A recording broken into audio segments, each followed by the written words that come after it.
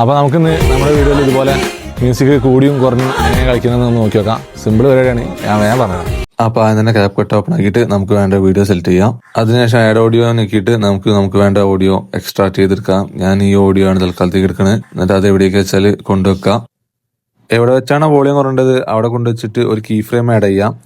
എന്നിട്ട് വോളിയത്ത് പോയിട്ട് അതിന്റെ തൊട്ടടുത്ത് തന്നെ ഒരു കീ ഫ്രെയിം പാടി ആഡ് ചെയ്തിട്ട് എന്നിട്ട് നമ്മൾ വോളിയം കുറച്ച് വെക്കുക. നമുക്ക് ആവശ്യം അനുസരിച്ചുള്ള വോളിയം എത്ര വെച്ചാൽ കുറച്ച് കൊടുക്കുക. അതുപോലെ കുറച്ച് കൊടുത്താൽ മതി.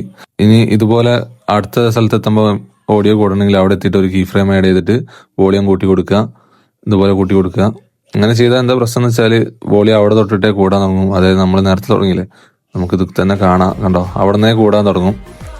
അങ്ങനെ നിങ്ങൾക്ക് അവിടെ നിന്നേ കൂടണ്ട, ഇവിടെ എത്തിയിട്ട് മാത്രം കൂടിയാൽ മതി എന്നുണ്ടെങ്കിൽ നമ്മൾ ആദ്യം ചെയ്ത പോലെ തന്നെ ഒരു കീ ഫ്രെയിം ആഡ് ചെയ്യുക. അതിന്റെ തൊട്ടടുത്ത് തന്നെ ഒരു കീ ഫ്രെയിം ആഡ് ചെയ്യുക. എന്നിട്ട് വോളിയം കൂട്ടി കൊടുക്കുക.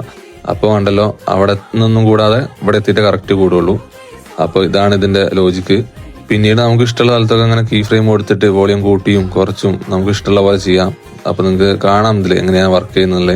കണ്ടല്ലോ, ഇതുപോലെ നമുക്ക് ആവശ്യാനുസരണം വോളിയം കൂട്ടിയും കുറച്ചും ഒക്കെ ചെയ്യാവുന്നതാണ്. അപ്പോൾ കണ്ടല്ലോ, ഇത്രയേ ഉള്ളൂ പരിപാടി. ഇത്ര സിമ്പിളാണ്. ഇങ്ങനത്തെ ചെറിയ ചെറിയ കാര്യങ്ങളൊക്കെ ചെയ്താൽ നിങ്ങളെ വീഡിയോ അടിപൊളിയാവും. അപ്പോൾ എല്ലാവരും ഒന്ന് ട്രൈ ചെയ്ത് നോക്കുക. അപ്പോൾ നമുക്ക് അടുത്ത വീഡിയോ കാണാം. Bye bye bye.